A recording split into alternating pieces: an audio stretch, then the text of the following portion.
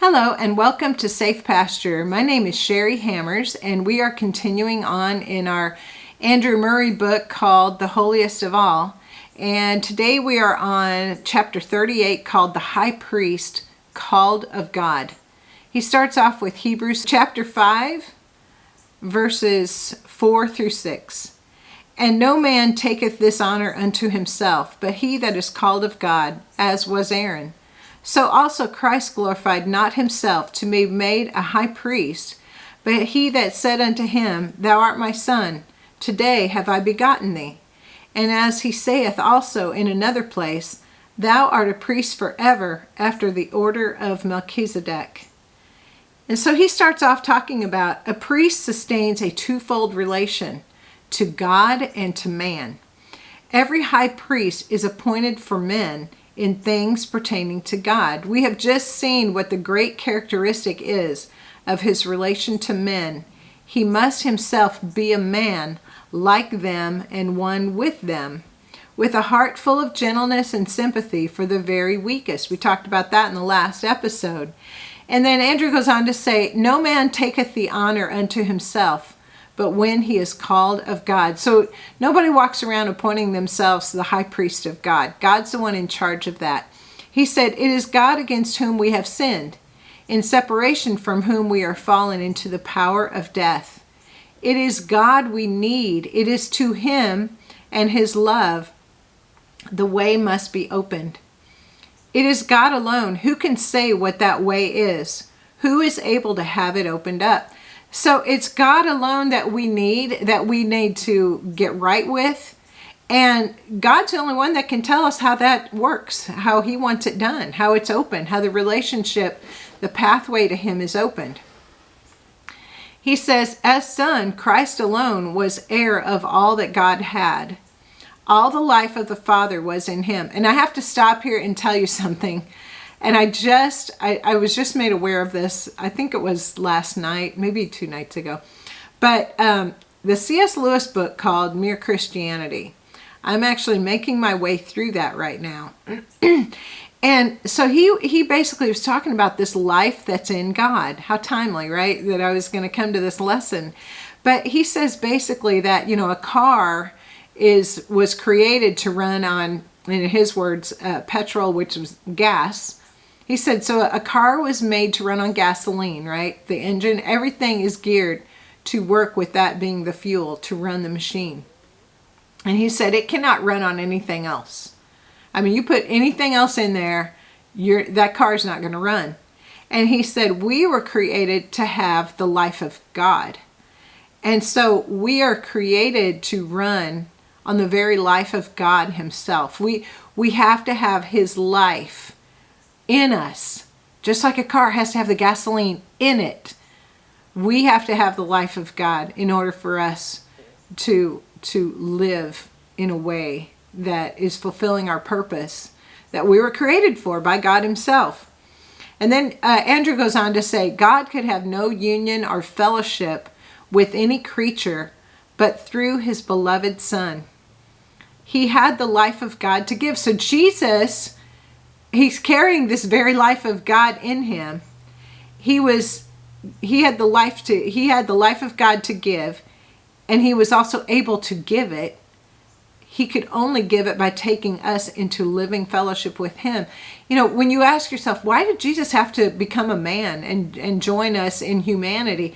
And it's because he had to be able to communicate the life of God into our lives.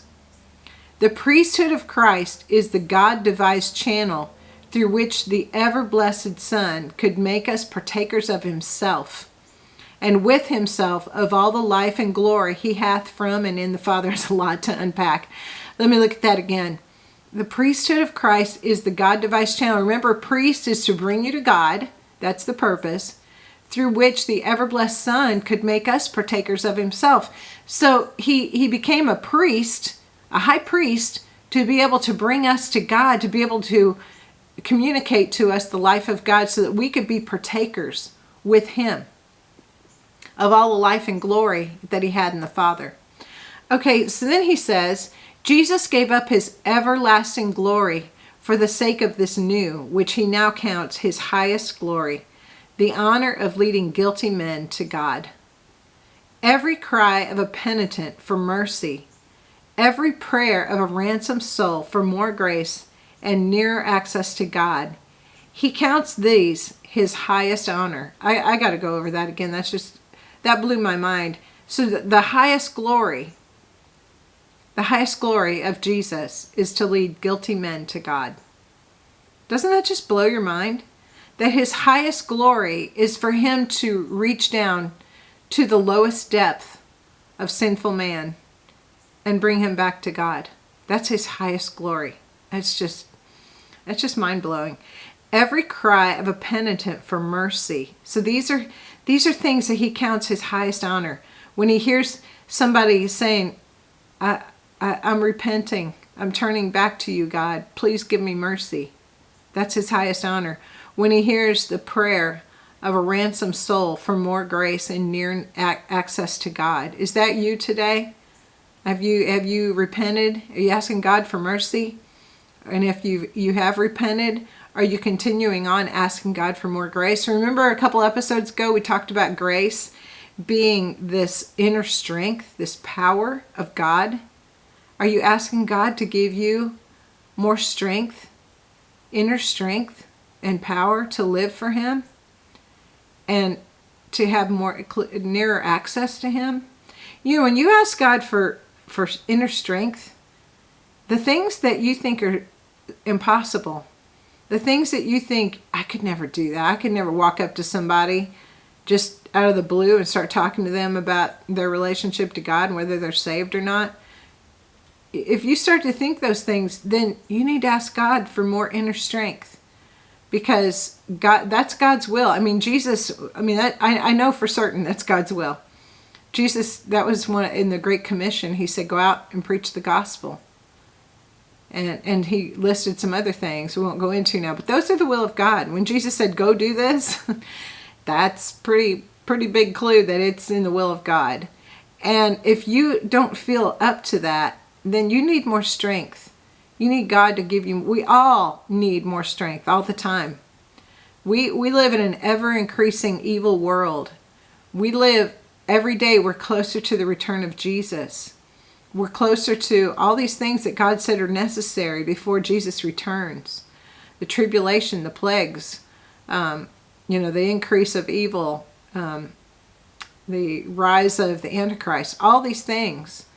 We have to be prepared. How are you ever going to be prepared for these things if you don't have that inner strength in you and access to God? I mean, these things are vital. These aren't even really good suggestions.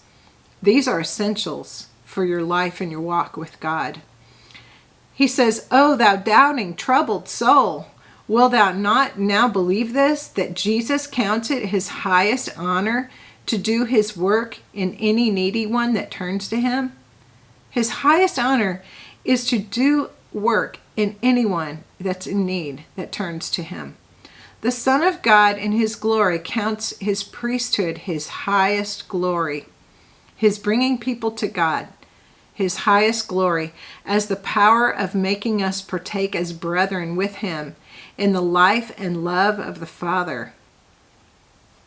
Let me look at that again. So his highest glory, the power of making us partake as brethren with him in the life and love of the Father. Do let Jesus now become thy confidence. Be assured that nothing delights Jesus more than to do his work.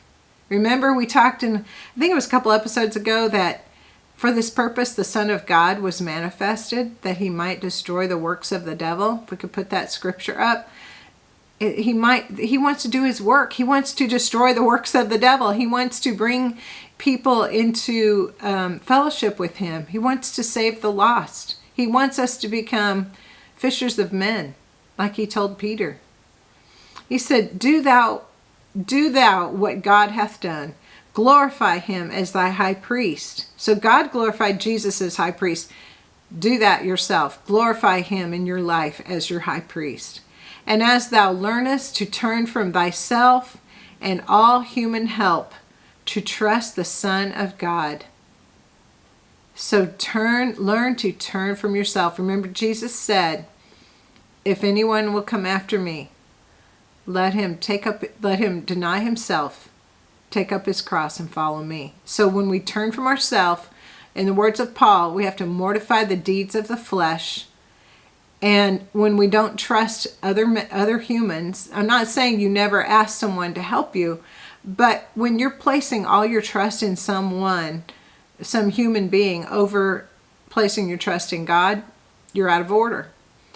He says, trust the Son of God. He will prove to thee what a great high priest he is.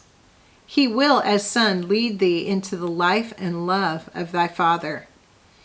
What is needed is that we occupy and exercise our faith in appropriating this blessed truth. Jesus is the eternal Son, appointed by the Father as our priest to introduce us into his presence and to keep us there. He was himself so compassed with weaknesses and tried with temptations that no ignorance or weakness on our part can weary him or prevent his doing his blessed work, if we will only trust him. Isn't that good news? That, all these weaknesses of ours, all these things that even annoy us about ourselves, that we're like, I can't believe I did that again. I can't believe I messed that up again. God, I told you I would never do that again, and I did it again. We get weary of our own selves. But when we bring it all to Jesus in a spirit of repentance, he doesn't get weary of helping us. When we say, make me strong so I don't do that thing again. Give me the inner strength. Give me the grace in my time of need.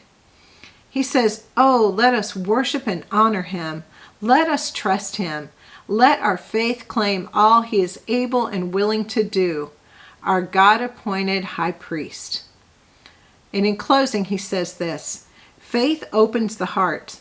Through faith, this divine being fills, pervades the whole heart and dwells in it. So our faith opens our heart to have Jesus come and dwell in it and fill it. He cannot bring thee nigh to God except as he brings thy heart nigh. So if your heart is hard, if your heart is bitter, if your heart is not ready for the word to be planted in it and to bring fruit out of it, that's a problem. So he says he cannot bring thy heart nigh except as he dwells in it. He cannot dwell in it except as thou believest. So we have to get the unbelief out. Oh, consider Jesus until thy whole heart is faith in him and what he is in thee. So consider Jesus until thy whole heart is faith in him and what he is in thee. Well, thank you for joining me. I hope you will be able to join me next time for this fascinating study. We're working our way through. It's a lot of deep maybe concepts that you have not thought about. I know for me, just hitting these one time, I kind of scratched the surface, but I just, every time I read through this material, because I've been through it many times, the book, and each time I seem to get something a little deeper. So I hope that you're experiencing that as well. I hope it's deepening your walk with God, and I hope you share it out and bless others with it as well. And God bless you, and see you next time.